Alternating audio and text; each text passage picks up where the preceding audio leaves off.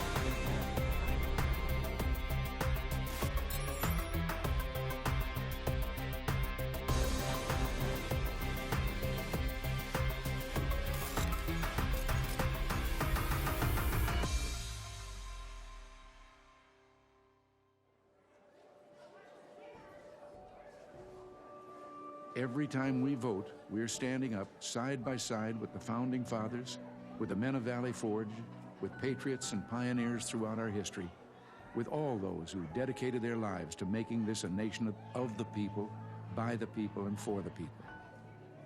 Elections are the lifeblood of our democracy. They are the mechanism by which the American people choose who is going to rule on their behalf and for their interests and welfare.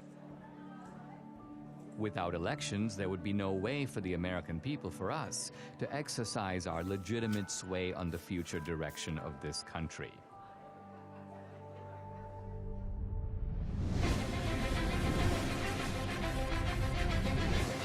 Polls now closed in half the country, and we are getting some interesting results coming in from those battleground states. If you're a Republican, you say, wow. If you're a Democrat, you say, uh-oh. You see, Donald Trump is now starting to widen his lead. President Trump now with 54% of the vote. The president right now has the lead in the Keystone State. We're going to have a great night, and we're going to have, much more importantly, we're going to have a great 4 years. The 2020 election haunts the American mind. Here's where it gets really bizarre. At Fulton County, most populous county, it is Atlanta, they just stopped counting. Nevada, meanwhile, has stopped counting votes. They've all stopped counting for the night. All right, welcome back. This is CNN's special live coverage, 10:31 a.m. on the East Coast. Why am I giving you the time? Well, if you managed to sleep last night, things changed. You may have gone to bed thinking this election was headed one way, and then you woke up and you saw things were different. Also overnight, Joe Biden pulled ahead in the state of Georgia. Joe Biden takes the lead in Pennsylvania. Okay, we have an announcement to make. Joe Biden has run for president 3 times, and the 3rd time has turned out to be the charm. One side insists it was the most secure election in U.S. history. Let me begin with one immutable fact. The 2020 election was the most secure election in American history. It was the cleanest election, the safest election, the most secure election ever run. And make no mistake, there has been no evidence of any significant widespread voter fraud. Let me say it again. The 2020 election was the most secure election in American history. Period. This same side accuses anyone who disagrees with them of perpetrating a big lie or the big delusion. The big lie keeps getting repeated. The big lie is just that, a big lie. And despite a relentless media barrage, the other side remains convinced there was widespread election fraud. What I saw was not a secure and transparent election. Poll watchers claim the Travis County Clerk's Office is locking them out. Last night there was a major software glitch that actually delayed the counting of all of the ballots. A look at election fraud, and I want to look at secretaries of state who illegally changed the voter laws without the permission of their state legislature. There have been numerous attempts to prove election fraud. A van dropping off ballots in the early morning hours of November 4th, 8 hours past the deadline. She said her mother was in a nursing home and did not have the mental capacity to vote. We've obtained video tonight that shows a man dropping several ballots into a drop box. Scottsdale woman pleads guilty to casting a ballot in her dead mother's name. Shows a man buying a registration form for an absentee ballot from a voter, giving him, quote, pocket money, unquote, of $200. Yet courts have refused to consider these cases on the merits. The Supreme Court rejecting an effort by Republicans to reverse President-elect Joe Biden's win in Pennsylvania. The Supreme Court has rejected the Texas-led effort to toss out election results in 4 key states. Even some Republicans dismiss the idea of systematic fraud and call for us to move on. Fraud did not play a role in the outcome of the election. The election was fair as we've seen.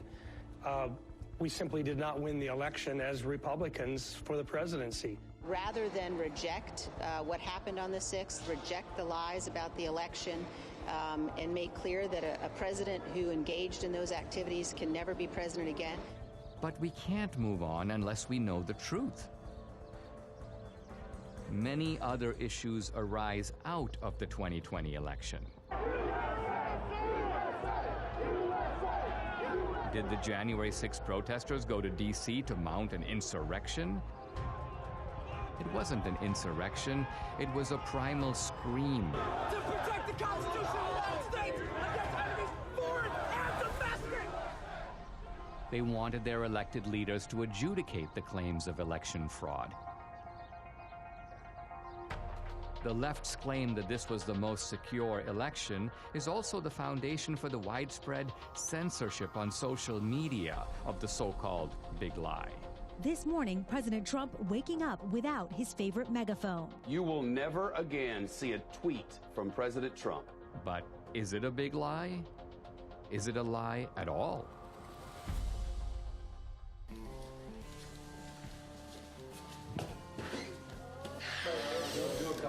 Yeah. Rolling. Sound speed. All right. Everybody got me? Yep. All right. SRP.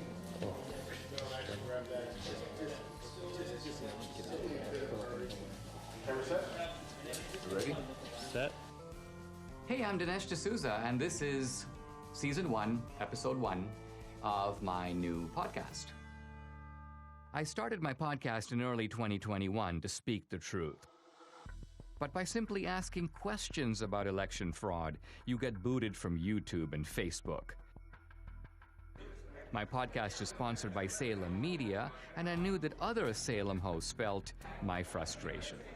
Larry Elder, Dennis Prager, Eric Metaxas, Sebastian Gorka, Charlie Kirk. Let me begin by asking a very simple question. Do we feel confident or comfortable that we know the truth about what really happened in the 2020 election? I'm agnostic on this question, and I am awaiting more information. What about you, Eric? I think Dennis is a coward. I think, no, honestly, it's almost funny to me you say you're agnostic. And I think most Americans know that we don't know what happened and are not okay with that, by the way. I'm supposed to believe that a man who didn't campaign or campaign from his basement got more votes than the first black president in America? I don't believe it. Charlie? We have crumbs. We have some evidence here and there that the picture is far from complete. Larry, in your race, you were asked straight out, right? Do you believe that the 2020 election was stolen? What was your answer, and do you abide by that answer as of right now? My answer was that Donald Trump is in Mar-a-Lago, and Joe Biden is in 1600 Pennsylvania Avenue. The lawsuits did not succeed. Do I believe there was shenanigans? Do I believe there were irregularities? Absolutely, and said so. This is probably the most loathed president I've ever seen. I thought Richard Nixon was loathed. I thought George W. Bush was loathed because of the Iraq War. I've never seen the level of vitriol against this man every single day. I think there was a study that found 91% of the news of ABC, NBC, CBS nightly news against Donald Trump was negative. dogged by a bogus 2.5-year collusion investigation. And then on the eve of the election, this Hunter Biden story drops, which shows that Joe Biden completely lied about his lack of knowledge of what his son was doing, and it was suppressed. And even the CEO of Twitter later on admitted that it was suppressed and shouldn't have been. That alone would have altered the election. You add all that up, my point is, this man is so loathed, I wouldn't put it past the Democrats to do virtually anything to make sure he doesn't get another 4 years. If I believed the president were a Nazi, I might steal an election. If we were Germans in Yes. the 1930s, we'd steal the Yes. election from Hitler if we could. If I'm that indoctrinated, of course I can justify it. I think it was Jane Fonda who said that COVID was God's gift to the left, right? It wrecks the empirical positives of the Trump economy, but here's the other. It enables a whole bunch of things on the other side to change the rules of the election. So the point is, in a COVID environment, is it not conceivable that Trump could have lost fair and square? I think millions of Americans know something went wrong, and they have little pieces, and no one's really put it together. They know that there was injustice. They know it in their gut. They know it through the bellwether counties where Donald Trump won almost every single one of the predictive counties that show who's going to be president. And then they also know it where they went to bed thinking Trump was going to have 4 more years, and they woke up with the exact opposite. We have an individual who could fill a stadium with 60,000 supporters in 24 hours, vice an individual, you know, the famous photograph of the 6 empty circles at a Biden rally. We have an incumbent president who received more votes than any other incumbent president in American history, who actually got 10 million more votes than he did 4 years prior, and who received more support after 4 years of being called a racist and a white supremacist, more support from the Hispanic and black community than any Republican president since the 1960s. And he was beaten by a machine politician who couldn't speak clearly, who on the campaign stage would confuse his sister with his wife.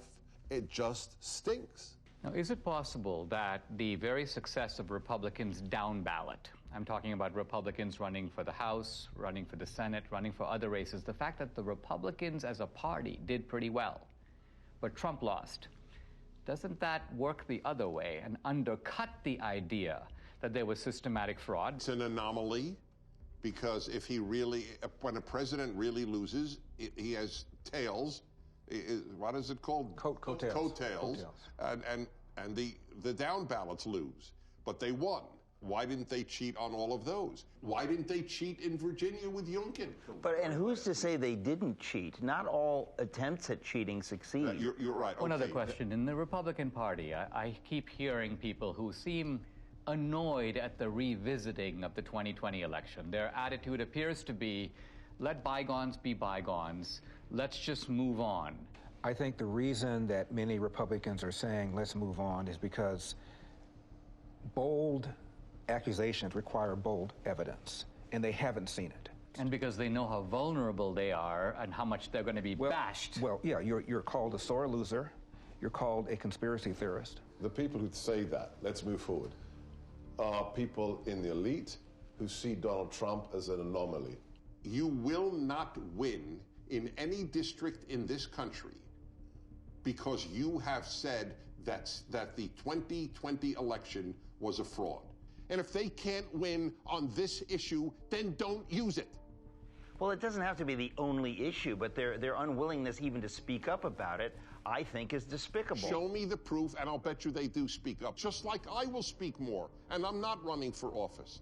But I have not gone on board of, I know for a fact this was a fraud. Show me the money. And in the words of Warner Wolf, let's go to the videotape.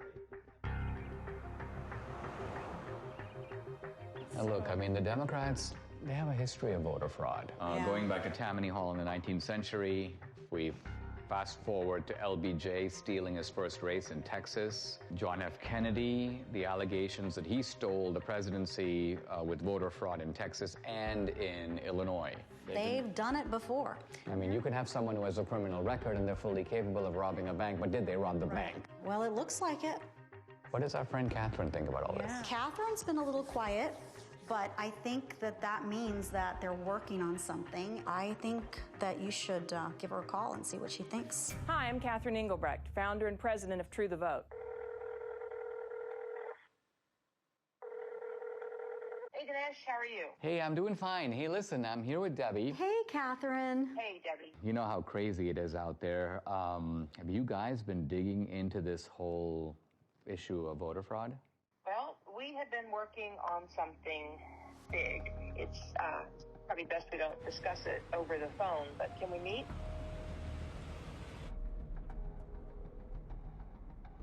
I've been working with Greg Phillips. I don't know if I've ever introduced him to you, but he has a deep background in election intelligence. He's worked projects all over the world. He's a massive 30-year experience.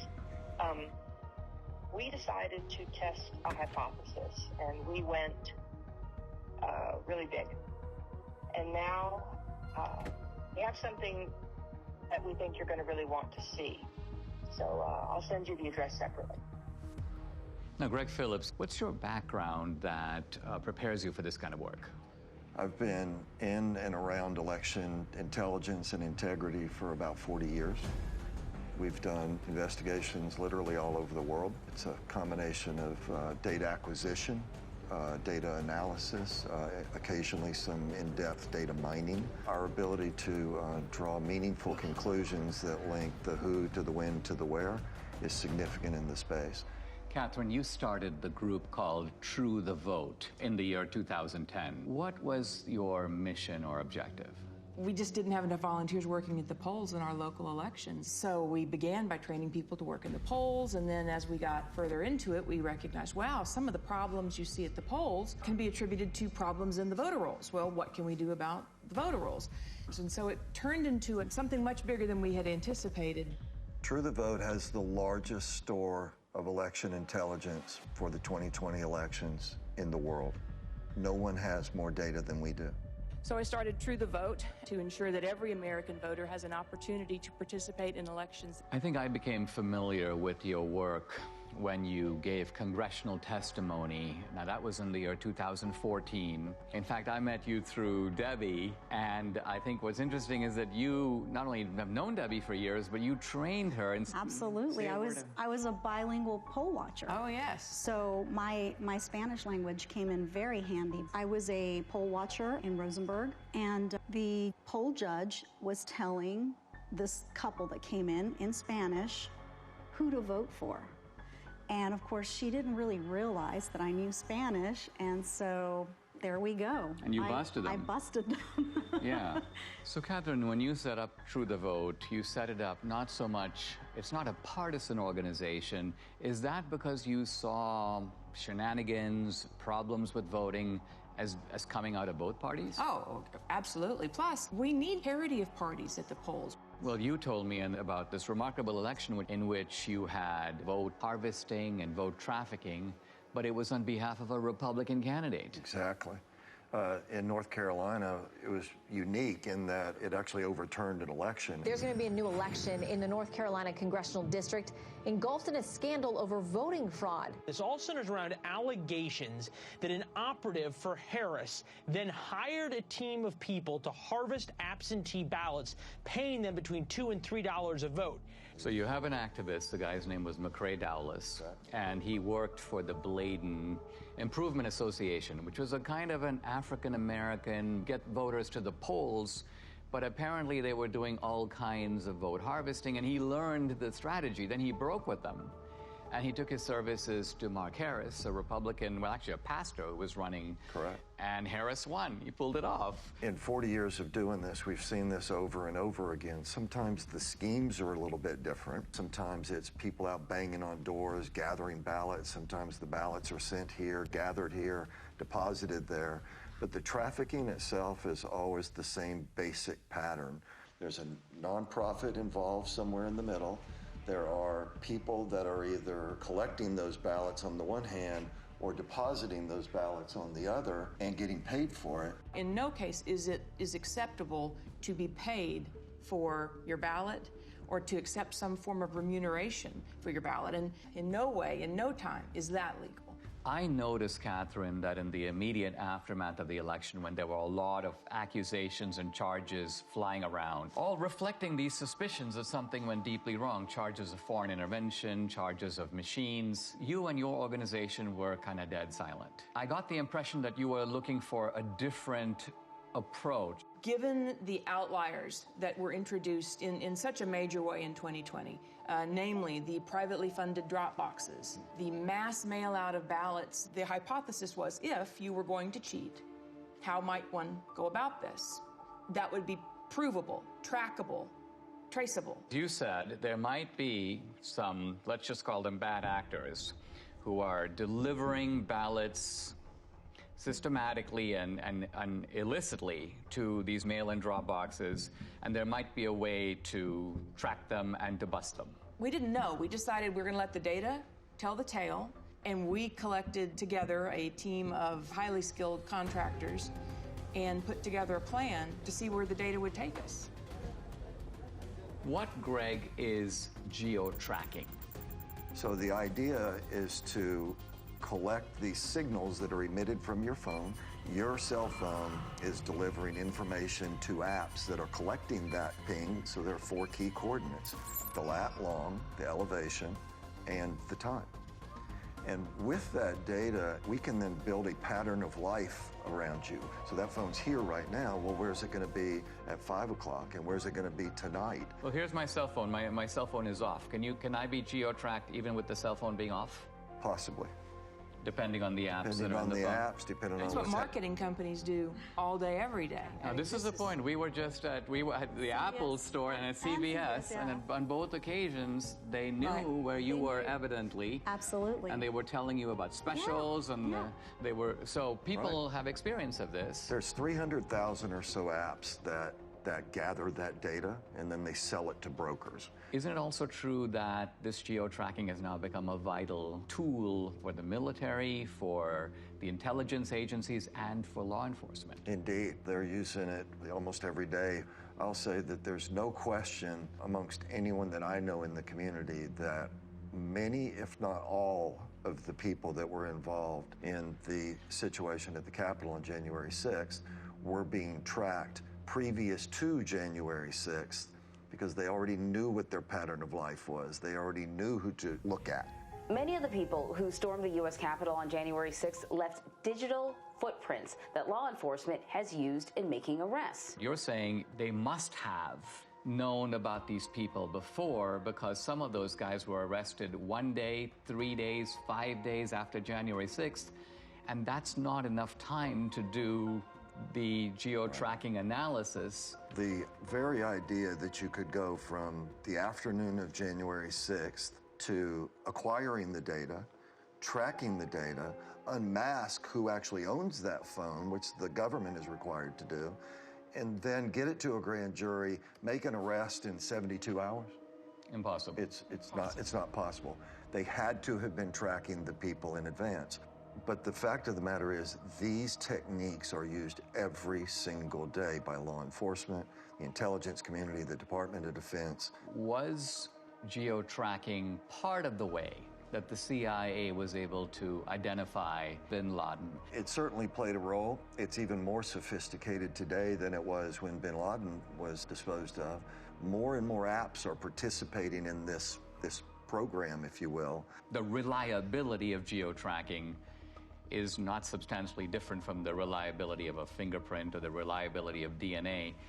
If it identifies your phone, now I could have given my phone to Debbie, but the simple truth of it is my phone was there on this particular date, and there's absolutely no question about that, right? That's correct. Now, you decided to purchase through these brokers that make this information available to companies, they make it available all kinds of places to buy data.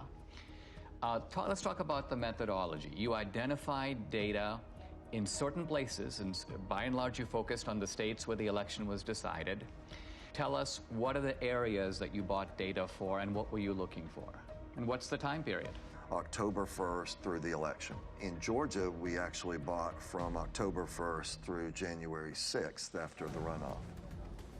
So we went in, We decided to do the Atlanta metro area because it picks up some rural areas, it picks up some urban areas, it picks up some suburban areas. 309 drop boxes in the area. And we thought, okay, well, this is a pretty good test. We, in essence, sort of fenced around those. Geofencing, so-called. Geofencing. And then we were able to make purchase of data of people that had been near those drop boxes, but also near the organizations. Across the country, we bought 10 trillion signals. When they give you this data that you then have to go through, what does this data look like? Well, it's a massive data transfer. We have more than a petabyte of data. You're talking about transacting hundreds of terabytes, so it's a significant move of data. You have 10 trillion signals, that's a lot of signals. So what was the criterion that you set? Final decision was they had to have been to 10 or more drop boxes, meaning unique visits inside of a space, and 5 or more visits to one or more of these organizations. Those were the outliers. It was such an aberrant pattern. So what you're saying, I mean, it seems to me there's no reason for someone to go to even 2 drop boxes, but you're saying that maybe there's a conceivable reason someone did that. Let's identify a large number of drop boxes and multiple trips, and that way we're going to catch not all the offenders, right, but the worst offenders. The way we would describe it is we want to absolutely ensure that we don't have false positives, meaning including people that should not have been included. We're not in any way saying that this is all there is. We're just saying that based on our criteria that we identified in Atlanta, 242 people that went to an average of 24 drop boxes in 8 organizations during a 2-week period. 242 mules. Now let's pause for a second. What is a mule? When we started the project, we had to figure out how are we going to describe the individuals and the elements involved. And to us, it felt a lot like a cartel. It felt a lot like trafficking. It can be trafficking in drugs, trafficking in humans. In this instance, it's ballot trafficking, and so we began to use that vernacular. A mule is, by our definition, a person that is involved in picking up ballots from locations and running them to the drop boxes.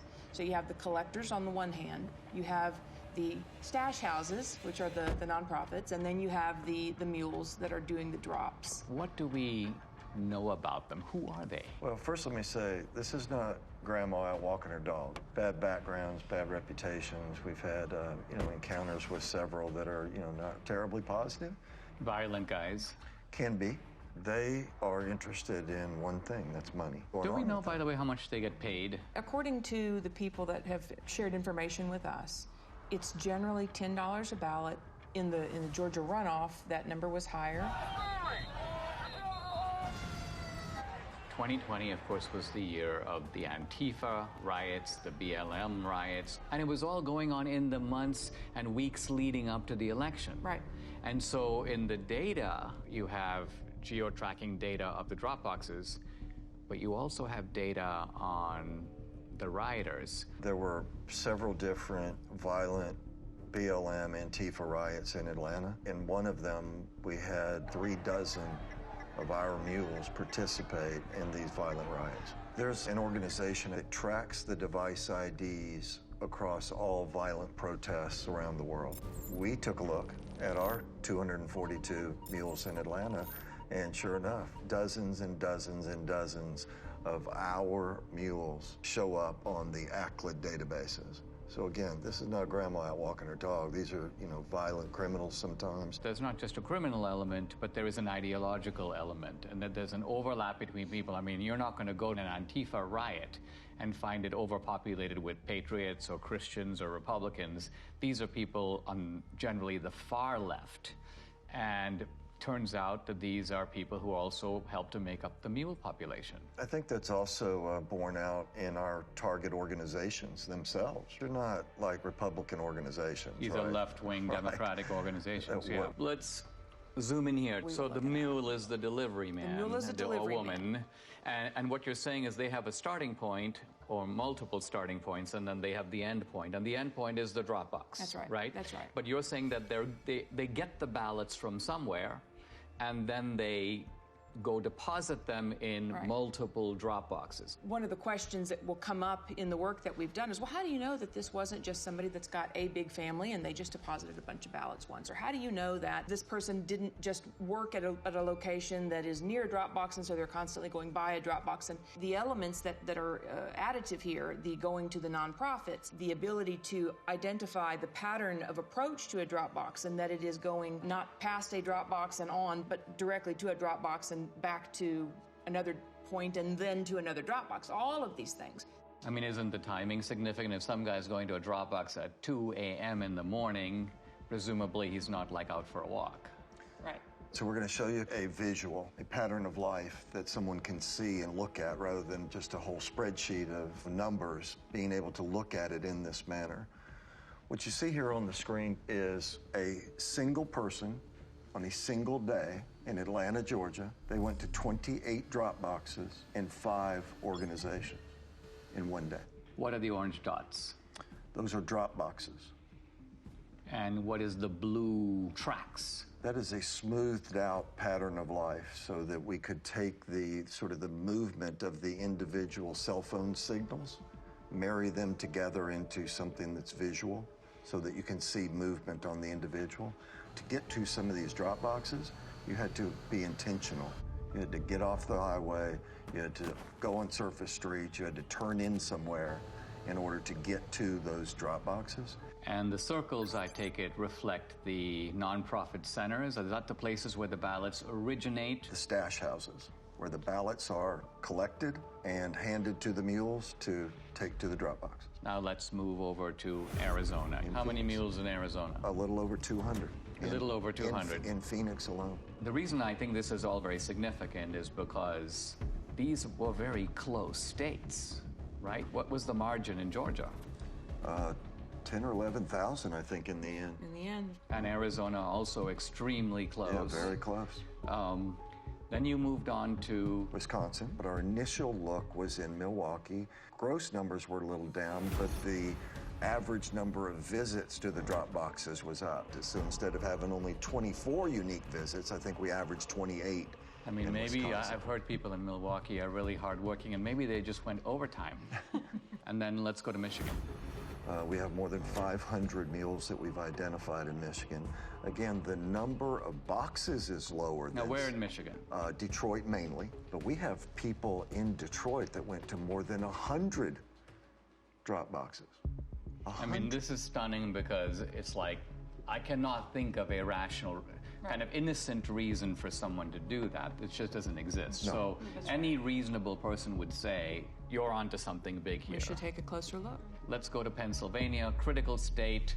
I think it was Pennsylvania that really gave Biden the election. Philadelphia alone, we've identified more than 1,100 mules at rates well beyond anything we'd seen. Closer to 50 drop boxes each. Each guy going to 50 drop boxes? Each. 1,100. We saw people driving back and forth to New Jersey across the bridge. But you're saying the ballots may not even be from Philadelphia or from Pennsylvania. We're saying somebody should investigate. But you're investigate. saying that the origin point appears to be Jersey. Now, running 1,100 mules times 50, we are at 50,000 drop box visits by the mules alone in Philadelphia or greater Philadelphia area. Now, as you were assessing this data, you had, the two of you, and I'm not sure which of you came up with this, a genius idea in my view. It was yours. Of course. Of course, who else? Well, to validate your data. We chose to look at 2 murders that were ebbing on cold case status. And in Atlanta, 8-year-old Secoria Turner was killed by rounds of gunfire shot into a car. It happened just outside this Wendy's parking lot. Bought the data and the team got to work.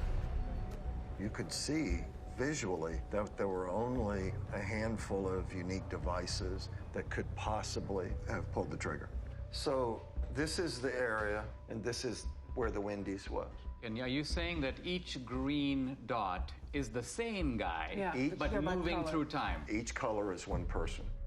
The shooting actually occurred right here in this parking lot, sort of inside of this circle are really the only potentially legitimate shooters.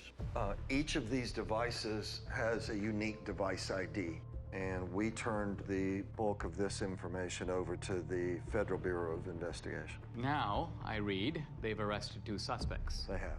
2 suspected gang members will appear in court this morning on charges that include the shooting death of 8-year-old Secoria Turner. And isn't it true that this tracking these movements, this parallels exactly the work you're doing with the Mules? Exactly.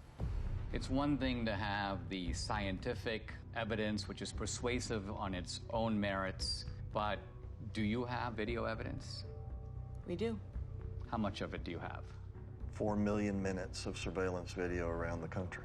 Official surveillance video of these mail-in drop boxes? Yes. How do you get it? You can file for open records requests. Any citizen can do this. It was a very difficult series of steps that had to be followed to procure the actual surveillance video. You have video in Georgia? We do. Is it video from the presidential election, the runoff election, or both? Both. Do you have video from other states? Some video from Arizona. We have recently learned video was specifically turned off on particular drop boxes. In which state? Arizona. Wisconsin, it turns out, even though the rules required them to have video. Did they do the video? No, they did not. There should be video on every Dropbox. Indeed. Given today's kind of cost of technology, it would not have been that hard to do it. And you sent me a screenshot, Catherine, where you were requesting video, and I believe it was the state of Georgia saying this video does not exist, and we can't tell you why it doesn't exist. Right, that was in Fulton County. We have correspondence like that from a lot of states. In the absence of video, and that geospatial data is key to decoding, what the greater scheme was.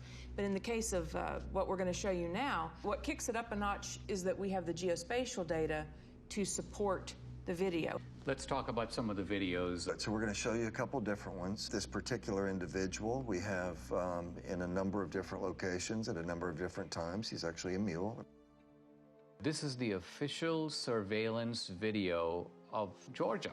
Absolutely. And so as the person pulls up, they don't even bother parking. Of course, it's the middle of the night, so why would they? He gets out, approaches the box. When people walk up with intention to cheat, they look around, they basically walk fairly quickly, they try to stuff them in, they try to get out of there. In this case, he drops a few on the ground, pick them up, stuff them into the box. And then he hustles back and hustles out of there.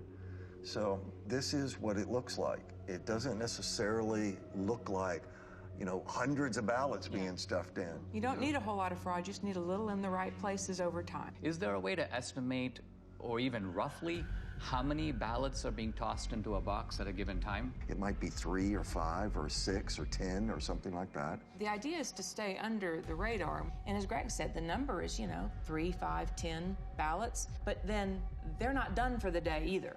They're going place to place to place, day upon day upon day. And so that will not show up in your chain of custody documents, your tracking documents that would identify a big blip. I mean, they're not going up and dumping in, buckets full of ballots.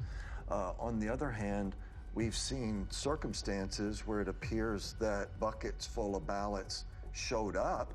There's one box in Gwinnett County that had a chain of custody document with 1,962 ballots noted on this. And first of all, that's roughly 10 times what we normally see. We sorted through the geodata, found a few hundred people. Okay, well, that's pretty odd. We have video of all of this. And guess what it shows?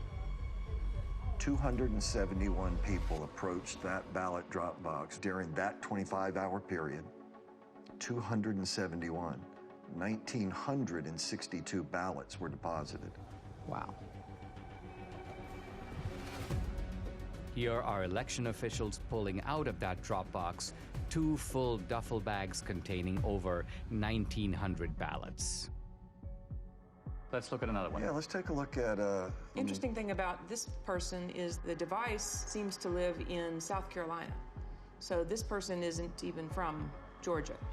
She was here during both election cycles but is not a resident of the state.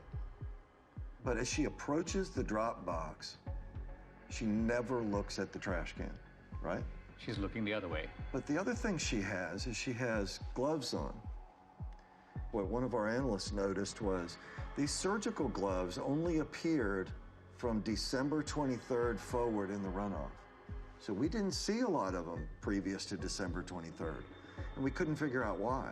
And then it just dawned on us, well, on December 22nd, there was an indictment handed down in Arizona for people that had stuffed ballots, and the way the FBI nailed them was fingerprints.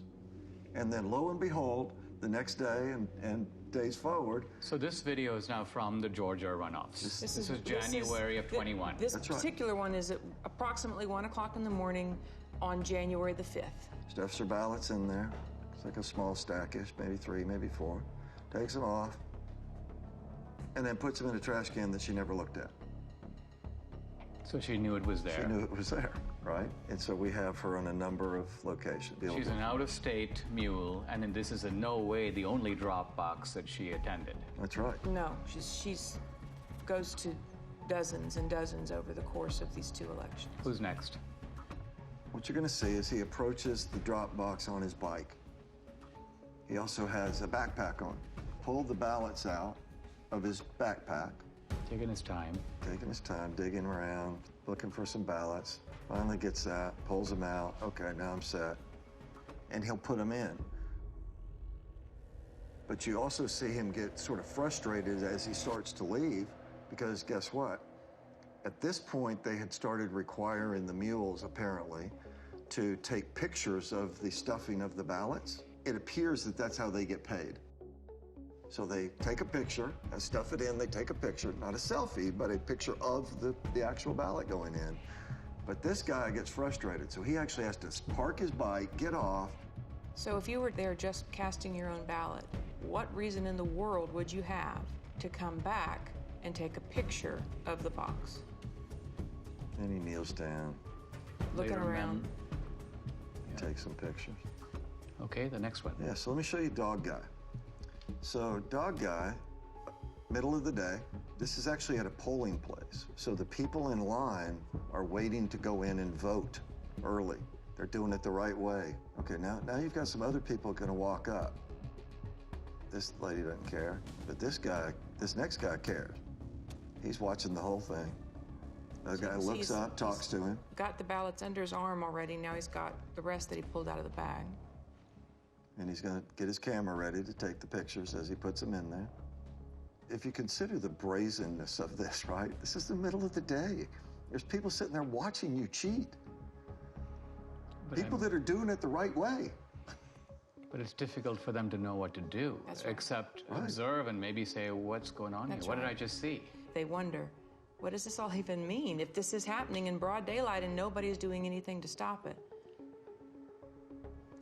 And so these are the kind of things, 4 million minutes of this. This was an organized effort to subvert a free and fair election. This is organized crime. You can't look at this data in its aggregate and believe anything otherwise. That's especially true when you consider that in places like Georgia, it was only decided by 10,000, 12,000 votes. And you look at 5,000 visits just from our mules, it's not a leap to say, yes, this would have made a difference. Adding these numbers up, we have 2,000 plus mules based upon not searching these whole states. And remember, we're only talking about a small number of states. We're not talking about the whole country. We're not even talking about whole states. We're not even talking about whole states. Right, that's right. And we're also talking about a gross undercount of the actual number of mules because you set a high bar. They had to go to 10 drop boxes. So if there's a mule who went to 7 drop boxes, you wouldn't catch that guy. And they had to go to nonprofits. So they had to meet those 2 criteria and then go to one of the geofence drop boxes. If they met the 2 criteria but went to a post office box, we're not going to look at them. One of the slogans of the Democrats through all this debate has been, make every vote count. And I think we can now see in a chilling way that this is kind of what they mean. What they mean is, it doesn't matter if all kinds of illegal ballots are being dropped in, let's just count them. Now the narrative needs to be that this is the most secure election. This is the most fabulous election we've ever had. Pay no mind to the millions of Americans that are saying something is not right. This does not make sense. Nothing to see here. Just smile and wave, boys. I mean, wouldn't it be an accurate summary to say that these voter bills that the Democrats are desperate to enact, to federalize the election, isn't it that they want to take all these special provisions that have enabled what we've described, or you've described in the 2020 election, and make it permanent? If we don't wake up and do the hard, roll up your sleeves work that it's going to take to reel this all back together, then yes, all the pieces are in place for our election system to be in permanent lockdown. And it will be done under the watchful eye of a media that will tell you it's all just fine. It seems like they are subverting democracy in the public pretense of protecting it. Absolutely. And it won't stop unless we stop it. If I look across the swath of Republicans, this is not the kind of issue that they seem to be comfortable with. It's almost like they would rather endure. That's right. As I said, well, it's a gamble, right? Because the ones that are enduring are currently elected and in power. When you watch these brazen acts and nobody says a word because they're scared that they're going to be sued, because they're scared that they're going to be canceled, because they're scared that they're going to be silenced, that kind of chilling effect is exactly what they want. And as I said, on the other side of fear is freedom.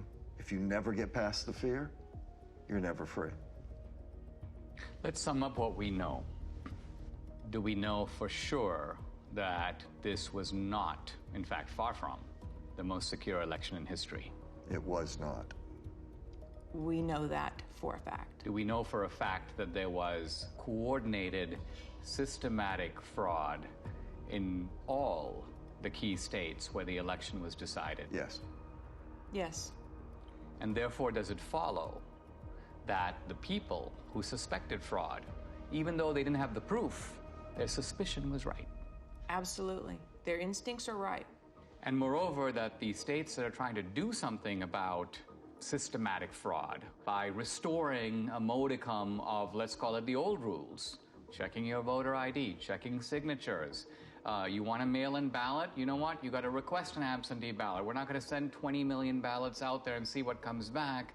That these voter integrity laws, far from being voter suppression, are actually a legitimate way to make sure that the people who vote are actually eligible to vote. 100% accurate. That's absolutely correct.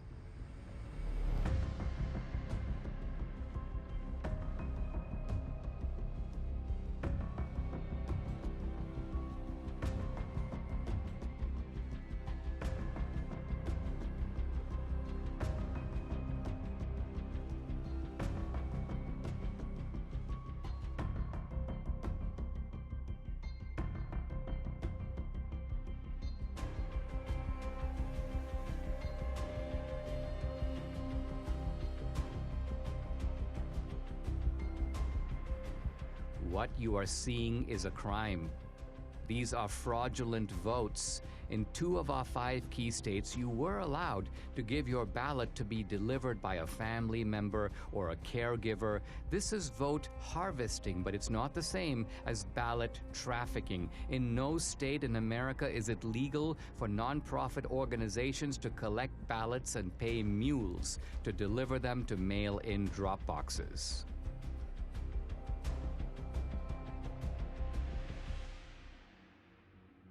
Now we come to the most important question of all. Was the magnitude of vote trafficking in these key swing states enough to tip the balance in the 2020 presidential election?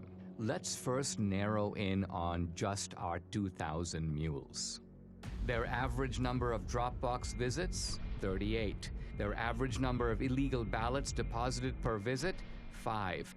That's 380,000 illegal votes. But was this sufficient to put Biden in the White House? To answer that question, we must look at each key state. In Michigan, 500 mules, averaging 50 Dropbox visits and 5 illegal ballots per drop. That's 125,000 illegally trafficked votes, not quite the 154,000 vote difference between Trump and Biden. So Michigan, with its 16 electoral votes, stays in the Biden column. In Wisconsin, 100 mules, averaging 28 drop box visits and 5 illegal ballots per drop. That's 14,000 illegally trafficked votes, 6,000 votes short to give Trump the win. So using only our mules, Wisconsin's 10 electoral votes stays in the Biden camp. But now we come to Georgia. 250 mules, averaging 24 drop box visits and 5 illegal ballots per drop. That's 30,000 illegally trafficked votes, far more than the 12,000 vote difference between Trump and Biden. So Georgia, with 16 electoral votes, moves over into the Trump column. In Arizona, the numbers are roughly the same. 200 mules, averaging 20 drop box visits and 5 illegal ballots per drop. That's 20,000 illegal votes. Again, these illegal votes are substantially more than the 10,000 vote margin that gave the state's 11 electoral votes to Biden.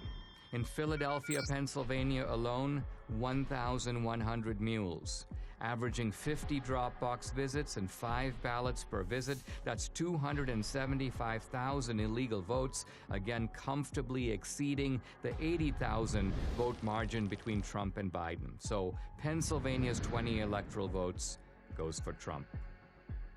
Shockingly, even this narrow way of looking at just our 2,000 mules in these swing states gives Trump the win, with 279 electoral votes to Biden's 259.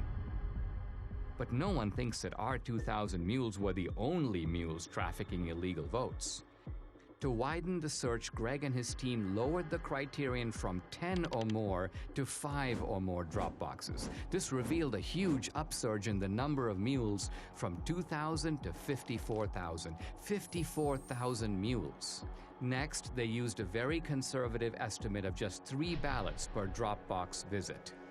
Now, when we multiply this increased number of mules times the 5 drop box visits per mule times just 3 illegal votes per drop, we find election fraud on an astonishing scale. In Wisconsin, 83,565 illegal votes were trafficked. In Georgia, 92,670. In Pennsylvania, 209,505.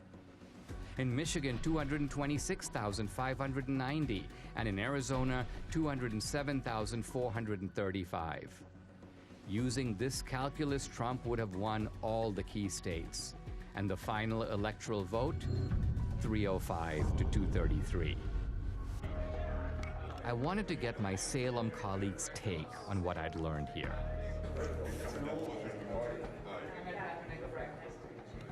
How did you get this video? Is this all surveillance footage? Is this like official status? This is all sorry, this is all acquired through open records. This is the way that we will get into this. There's 4 million minutes of video. Well, these are official footage. This is official surveillance footage. It's indisputable. It was taken by the state itself. That's the only place that the video left, came from. I think, did not anticipate that anyone would go through this video. So this is 1 o'clock in the morning. Don't we all vote at 1 o'clock in the morning? Right. Seems silly, but somebody asked me, they go, how do we know this is not normal mail? This is a ballot drop box. Right. Okay, this is not the mailbox where we write your mom. She's got gloves on. She's got gloves on. And what does she do with the gloves? Ooh. Whoopsie daisy. Hang on, she walked straight past that can and didn't see it. You gotta show that again. It's hilarious. Look, she just walks in. So this is not the first time she's done that. No. So that one was in Georgia, is that right? Yes. So in Georgia, it is illegal to turn in anyone but yourself or your family member's ballot. It is illegal. Right? It is illegal. So forget the outcome. That's an illegal practice, what you just saw. That's right. Video number 2. Dog guy. This is called Dog Guy.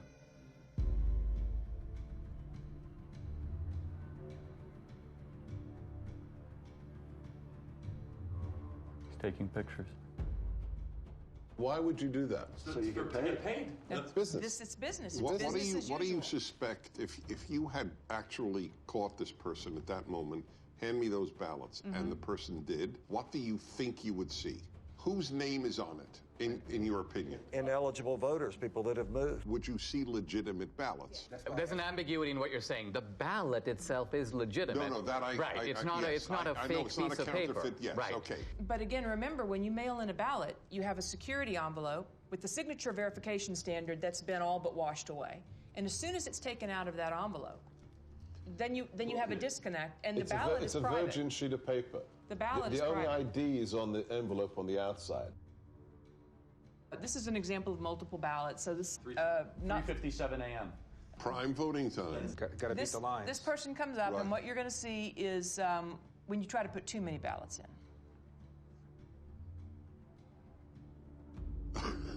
He needs a shoehorn. And we have lots of those, where they're just jamming them in and then they fall on the ground. And when you can jam Well, them... I mean, this alone is, to say the least, suggestive. Who's voting at 3:57 a.m. with a whole bunch of ballots? And then being able to match that ping where he's standing there to the next place he goes. So we're seeing videos of one. Right. But each one of these, went to... On average, Do you have 23 video times. of the same guy going different places? Yes. Right. This is their pattern of life. So in one night, this person, this mule, went across 6 counties to 27 different drop boxes, 5 different organizations. So he was getting the ballots from the organization. Correct. So, yeah. The Republicans had no idea this was going on during the election. Trump, to his credit, tweeted out in July, mail-in ballots are a disaster. And he was attacked so hard by Kemp and Ducey and so many. But he didn't have this information, obviously. His instinct ended up being right. This is the tip of the iceberg. You're talking about extraordinary criminal activity, but there's a ton more, you would guess, that you have not even touched. You are talking about 200,000-300,000 ballots that were just harvested in only your geolocated locations. But you are talking, what, 5% of America? Less than 5%. Okay. So the case closed. Sorry, gentlemen, lady.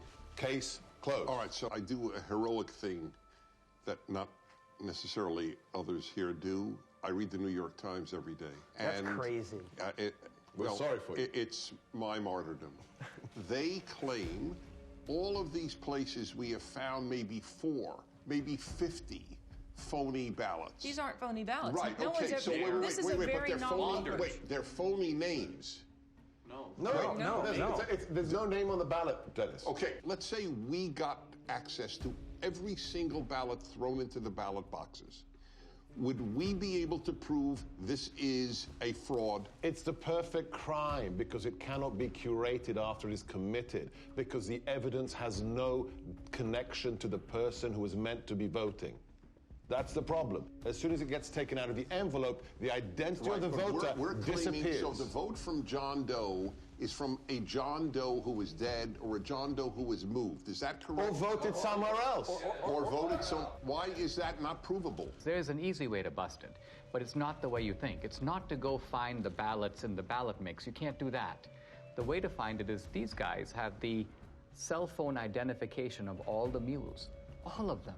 So law enforcement has to step in at this point, and their next step... What were you doing 7 is times? to go and interview the mules. Who paid you? Right. Where'd you get the money? Will any state's law enforcement do this? This is a big question. The mules aren't going to fess up. They know they're participating in something that is Well, you've got them on videotape. You've got 2,000 people who are committing felonies.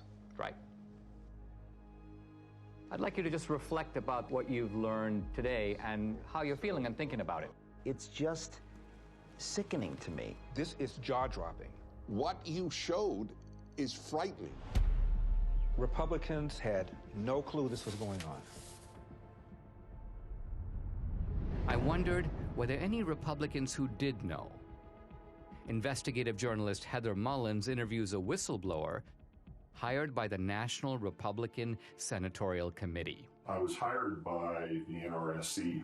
My job was basically to watch the ballot boxes. And this was for the early voting in Georgia. So that started on December 14th.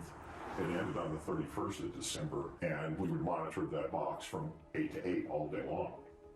So consequently, during those 2 weeks, I monitored those boxes indiscriminately. I would move around to the different areas in the boxes and watch them 30 minutes here, an hour there. And then I would start to see things where I'd see people walking up with backpacks, and they were unloading large numbers of ballots, stuffing them in the box.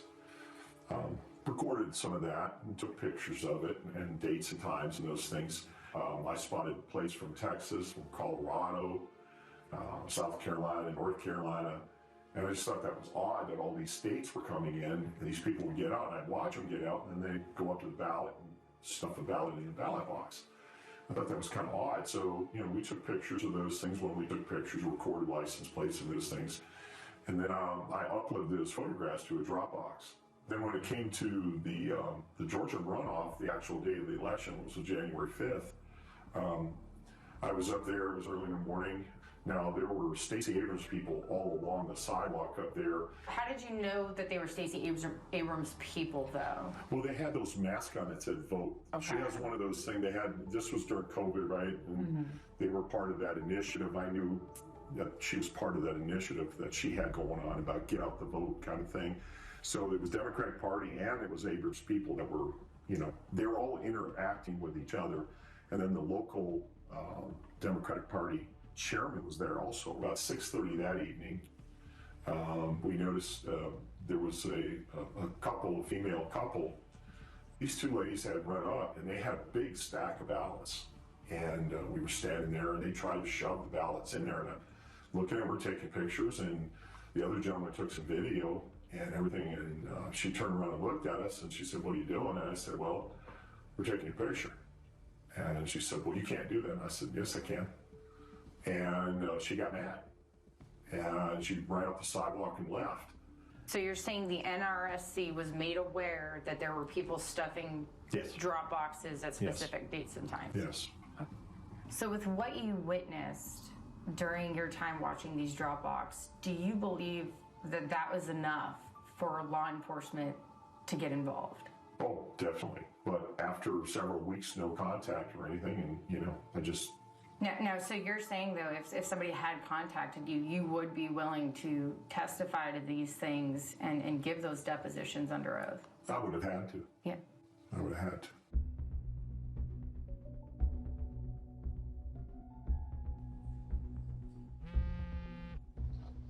Catherine, hey. Greg just interviewed an informant in Arizona who's now cooperating with authorities. Oh, wow. Okay. Check your email. Okay, awesome. I'll do it. Thanks so much. Okay, bye. Hey, honey. Yeah. Take a look at this. So this is, I remember Greg was going to interview that mule so we got the video. Thank you again for... I guess they're concealing her identity. So what was your job? Like, what were you doing? Receptionist. So at some point, you were asked or sort of instructed, I guess, to start receiving people's ballots. I was just instructed to go ahead and receive ballots from various people, females mostly, and on Friday they would come and pick up payment. I assumed it was payments for what they were doing. So they would, during the week, they would bring them in at various times, and then you would pay them like all on a Friday. Is that kind of how it went? Yes. Interesting. And then I would get a call to find out how many ballots were brought in and if they were already pre-filled out first. And she would come to the office, look at them, and then before she left, she would either take them herself, but other times she would ask me if I could drop them off at the library. So what was the instruction? Just to drop them off. In the drop box? In the drop box. The early ballots. Can you give me an idea of how many you personally put in the box? Hundreds? Could have been, yes. And was there a reason she wanted you to go to that drop box as opposed to maybe City Hall or something? There's no cameras. There's no cameras there. And she would want me to take it in the evening when it was dark also. Do you think this is widespread in Yuma County or elsewhere? I would say it is. So do you think that people you know in San Luis, they believe that their vote matters? I don't even think they know the meaning of what voting is. Do you personally think that the elections in San Luis are free and fair? No. They're fixed. they've been fixed. They already know, seriously, who is going to win the next election before it even happens. How do you think this affects the community, especially the Hispanic community? Because it seems like they're preying on minorities. They're an easy target because most of the Hispanics that live in the town are not well educated as far as the law. They look at it mostly as, oh, she's trying to help us because we're older, because she's having someone come and pick it up at my house, because I don't drive. Most of them, maybe, I would say honestly, 90% of the elderlies that live in San Luis don't drive or have relatives that are willing to drive them to do this, to go to the voting polls. Back when I first moved into the city of San Luis, I did have somebody come and knock on my door and ask for my ballot. And it was somebody I knew and that I had known for many years since I was a child. And up to this day, that person does not talk to me because I said there was no way I was giving them my ballot. What a brave woman to do this. Totally. I call it the Mexican mafia, seriously, because they work like that. It seems like we need to do a better job of maybe educating folks or helping people understand that this stuff's not okay. I offered a long time ago, but again, they told me, oh, don't do it because you're going to end up in the trash can in pieces. What do you think it's going to take to get this trafficking to stop? For people to get caught and pay the price. Wow. Unbelievable. We know that the Mules got their stashes of ballots from these activist organizations. But where did the activist organizations get the ballots from? Hans von Spakovsky is a former member of the Federal Election Commission, a senior fellow at the Heritage Foundation, and co-author of the book Our Broken Elections. I will say election fraud is bipartisan, but most of the cases I see are, unfortunately, the Democratic Party. Hans, you just watched a mule kind of fessing up about participating in this trafficking operation. Is this kind of a mule operation something familiar to you? But unfortunately, this is so common in some parts of America, particularly the Hispanic community, that they have a special name there. There they call them politiqueros. And these are individuals who are paid by campaigns or political parties to go into neighborhoods and collect absentee ballots to pressure and coerce voters. People who observe election fraud have commented that absentee ballot fraud or mail ballot fraud is the easiest and the most common type of election fraud. Why is that? Well, because they're the only kind of ballot that is voted outside the supervision of election officials and outside the observation of poll watchers. Transparency, as you know, is very important in the election process, and there's no one there at a voter's home to observe what's happening. Also, remember, when you're in a polling place, you fill out your ballot and you then deposit it directly into the ballot box. That obviously is not what happens with absentee ballots. There are some states, I believe about half of them, about 27 states, that allow voter harvesting. And by voter harvesting, what we mean is that you are allowed to give your ballot to someone else and ask them to deliver it.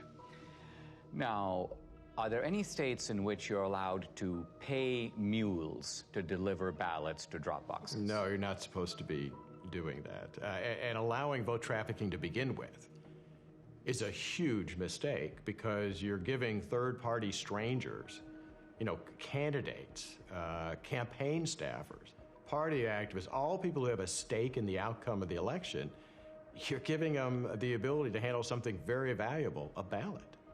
Voter fraud is almost incalculably rare in the United States. Does it ever happen? Okay, occasionally it does happen. But it doesn't happen on a national scale. It doesn't affect the outcome. It would affect the outcome. I read these days constantly that election fraud, well, it could occur, but those cases are extremely rare. They're so episodic, they don't have the ability to tip an election. Is that true? Fraud happens often enough that elections get overturned. I mean, just go back 3 years to 2018 and a congressional race was overturned. I can cite to you another case in Mississippi. It was just overturned by a court because of fraud. Same thing in Florida. But look, that's just the tip of the iceberg. Now, we've shown that you've got these mules who are picking up these ballots at various vote stash houses. Hans, where do these organizations get ballots? Well, to quote Shakespeare, let me count the ways. You know, everything from filling out absentee ballot request forms for voters, but having the ballots sent to them, to actually going to the voters and obtaining the ballots from them, to stealing them out of mailboxes, to actually using high-quality photocopy machines to make their own ballots. Look, these cases unfortunately go on all the time. You can go to 2018, which wasn't that long ago, in North Carolina.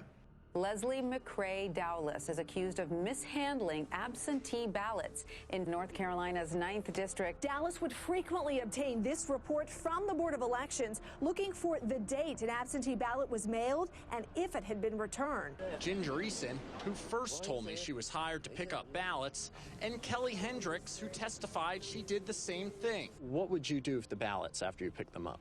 Take them straight to the office in Dublin and hand them over to McCrae, and I don't know what happened to him after that. I know there was stacks of them on his desk. There was testimony in the case that his staffers were falsely signing as witnesses on those absentee ballots.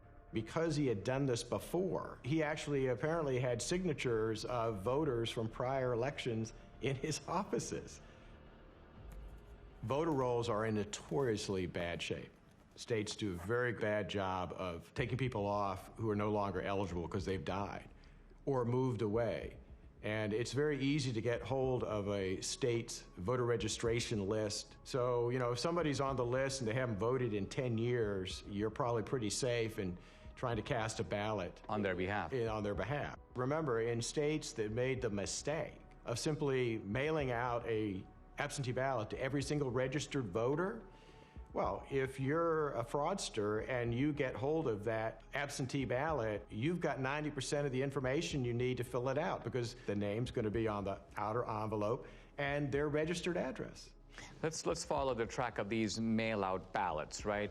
Let's just say you got students on a campus, they've voted, but then they graduate, and obviously they move to a different state. If they're on the voter rolls, is it not a fact that mail ballots will be arriving in the dorms and and so presumably they're not going to be that hard to scoop up if somebody knows where to look for them? No, that's exactly right. And you know, I work in the District of Columbia. They mailed out absentee ballots to all of their registered voters, and I can't tell you how many phone calls I got from people that I know saying that not only had their ballot arrived in the mail, but 5, 6, 7 ballots all coming into their apartment for people who used to live there.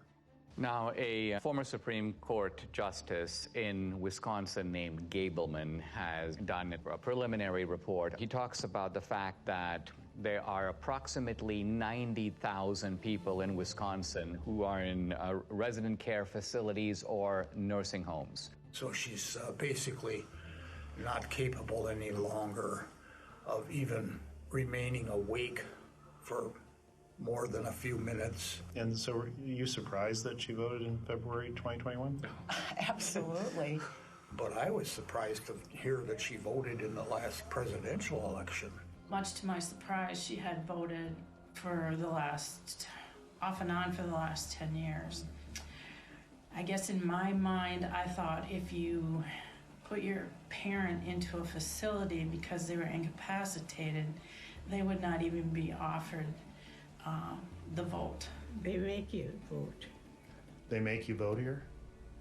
And so how do they make you vote? Because I didn't want to vote, and they told me I had to. That is a real problem. Clearly it was a problem in Wisconsin 2020, but unfortunately that's a perennial problem in other states too. What happens is you have staff in those nursing homes. Sometimes they are activists politically. They get these individuals registered to vote, or if they're already registered to vote, they will request absentee ballots in their name, sometimes forging their signatures, and then filling out the ballots for them. Just prior to the 2020 election, the state of Texas indicted a social worker in a home for young people who were basically mentally incompetent. She had sent in over 100 voter registrations for these individuals who were not legally competent to vote. What about homeless shelters? Look, if a homeless individual is mentally capable, they ought to be able to vote. And if the only place they can list as a registered address is a homeless shelter, that's fine. But the problem there is that it's very easy, I think, for them to be intimidated and coerced. In Chicago, the largest election fraud case the U.S. Justice Department ever prosecuted, they were paying homeless individuals to cast ballots the way they wanted them to cast ballots. What made you want to do this? What made you want to get involved? Well, I knew election stuff was supposed to be something good to do, and then plus I needed a little extra money to get Christmas for my son. So that's why, the main reason I did that. Who do these fraudsters pick on? They pick on the most vulnerable in our society. They go into poor neighborhoods, they pick on the elderly, they pick on people for whom English is not their first language. When we're trying to stop election fraud, we're actually trying to protect, I'd say, the most vulnerable people in our society.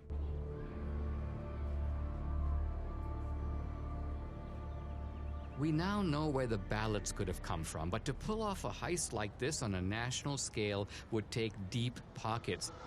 I wanted to find out where the money might have come from. Who could have funded the heist? I met with Scott Walter, an old colleague of mine at the American Enterprise Institute, who is now head of the Capital Research Center. This is an organization that has produced multiple reports on the funding of elections. People think of three rivers of money, really, that empty into the gulf of elections. The hard dollars to write a check to a candidate. The second you hear soft money or dark money. And then there's a third river that people tend to neglect, but Capital Research Center has studied intently, and that is the 501c3 nonprofit money. The kind of charity that you get to take a tax deduction for. That river is enormous. In the 2018 cycle, about $21 billion. Now, what do the IRS regulations say about the involvement of these nonprofits? By law, these nonprofit charities are forbidden to directly intervene in elections in any way or to help a particular party or candidate. The IRS is emphatic that you cannot intend or even have the effect of helping one party or candidate over the other. Now, let's talk about some of the key elements of this particular network that we're focusing on. We have drop boxes, and those drop boxes are, most people would think, funded entirely by the states. In other words, the drop boxes in Georgia are funded by the state of Georgia, but that's not entirely the case, is it? In the 2020 election, there was an unprecedented hundreds of millions of private dollars going into government election offices. The $470 million or so dollars were sent by Mark Zuckerberg and his wife. We did our part to secure the integrity of the election. There were a few other places that put in much smaller amounts. One entity that put in $25 million was, again, a nonprofit that's part of the Arabella Advisors, which as a total empire in 2020 took in $1.7 billion. Is there any evidence that this operation had a partisan thrust or a partisan character? As we all know, big money rarely comes without strings attached. One of the big ones is lots and lots of drop boxes. Also, lots and lots of vote by mail. To get your nice big checks, you had to do things like have drop boxes, encourage vote by mail, have ads in foreign languages, all kinds of things that little by little are nudging the turnout for one particular political party.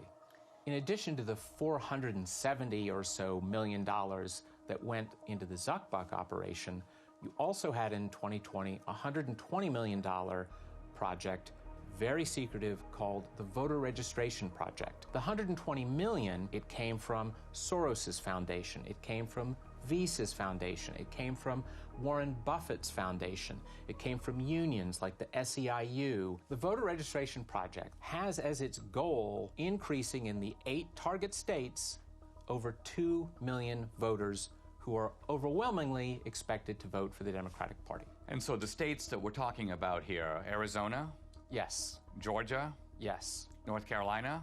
Yes. Any others? Nevada, New Mexico. Here we've got an operation of illegal vote trafficking. You've got thousands of mules. They're being paid to do this. What you're saying is there is more than enough money available to fund any such operation. In fact, this would be only one part of a much larger effort to control the election. We are talking $500 million in nonprofit charitable funds flowing into efforts to register and get out the vote for Democrats. Most of the left-wing mainstream media, when they reported on the Zuck bucks going through, they made it sound like, oh, it's all going to go for masks and, plexiglass and all. And every study that's ever been done of some of the grants to the big cities found a few percent maybe going to help people that way, and the massive amounts of money going into ginning up the vote-by-mail operation and the drop box operation and those sorts of things that benefit one political party. How confident should we be that this will be a fair election? They're sending millions of ballots all over the country. This is going to be a fraud like you've never seen. Trump predicted. He said the Democrats are going to cheat, that they're going to use the pretext of COVID, they're going to rig the rules in their favor. Nevertheless, Republicans focus their efforts on the campaign, while Democrats focus their efforts on the process of actually running the election. The two sides don't approach elections in the same way. The Democrats, they understand that the rules, the process by which elections are conducted is just critical. We must now face the chilling reality. The Democrats conceived the heist. They funded it. They organized it. Then they carried it out. They rigged and stole the 2020 presidential election. We cannot be okay with this. We cannot simply move on. Guys, I'd like to have your honest assessment on what you've seen, what you've heard, and what we can reasonably draw from it. What do we have empirically? We have data, geolocated. We have footage of people harvesting ballots. Do we know who those ballots were for? We can't know who they were for. However, you have to inject common sense. Are we saying that in the centers of Democrat-held districts, we are seeing hundreds and hundreds of visits to drop boxes with pro-Trump ballots? It beggars belief. It's ballot laundering. Looks pretty convincing to me. I don't think we'll ever know the full story. And what makes this crime so compelling and unique is that once the ballot enters the system, it's really hard to reverse engineer it. But when you have the cell phone geolocation data and then the actual footage of them doing what you would expect them to be doing, taking pictures of the ballots, taking gloves off, visiting multiple times, I mean, it seems pretty clear to me, and it explains the sudden spike in Biden's support that we saw late at night, the kind of instinct that people had. The control of the U.S. Senate went through Georgia with so Chuck Schumer's majority leader, probably because of what we just saw. And then I'd like them to answer the mules. If they say it's clean, then be honest and say, okay. They have two ways they'll try to invalidate it. One is minimizing and then slander. Yep. Right. So they'll try to slander Dinesh personally. They'll say, oh, Trump pardoned him or whatever. Therefore, he's trying to get back at Trump to try to reinforce the big lie. I could already see the headline of the Washington Post. Trump pardoned ally comes out with questionable movie. I predict right now they will say, what on earth is a conservative doing tracking private citizens? Gee, how dare, what is Dinesh D'Souza doing to voters at 3 a.m.? In fact, I mean, that'll be part of it. Intimidation will be the word. Right. The word will be intimidation. They'll say no person is safe. Communities of color are being tracked. People like in black neighborhoods are now going to have to fear for their life that their cell phone pings will be paired. And this is Jim Crow 2.0, Dinesh. I disagree that this is not going to be compelling enough. This is a smoking gun. This is O.J. Simpson being seen leaving the scene of the crime. I don't care how partisan you are. You can't dismiss all of this. How do you explain somebody going to a whole bunch of different drop boxes with a whole bunch of different ballots on the same night at 3:57 a.m. in the morning? How do you explain that? That alone. I'm sorry. I think a whole bunch of people in this country are going to go, oh, my God. I think that if every American saw that, I think it would move the needle. However, their ability to keep their side ignorant is total. It's going to be impossible to keep a lid on this thing. Well, this movie is an Overton window moment, right? So documentaries can do this every once in a while. Michael Moore did it. He moved the Overton window on many different topics 20 years ago. Al Gore did it with climate change. It'll happen, as Ernest Hemingway said, gradually and then suddenly. Because it's not just how many people are going to watch this film, it's who's going to watch it. It's going to be lawmakers. It's going to be people that work for the Bureau. It's going to be someone somewhere with a conscience that has power and to say, this is a problem. It can't be dismissed. It can't be dismissed. They have ruined Election Day in the United States of America. That's provable. And that's enough for me to fight the left with every fiber in my body.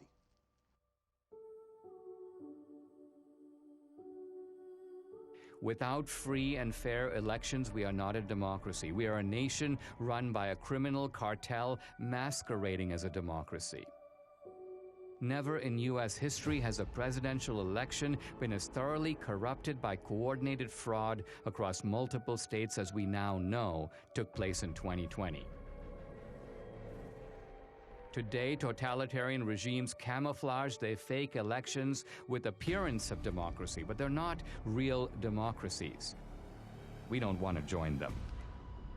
Our elections must represent the will of American citizens. We who believe in constitutional democracy must be diligent. If we give up, they win. In fact, if enough of us give up, they won't need to cheat anymore. Don't stay home. Get involved. Get out and vote. Do what is necessary to save this great country. The America we love needs us now more than ever.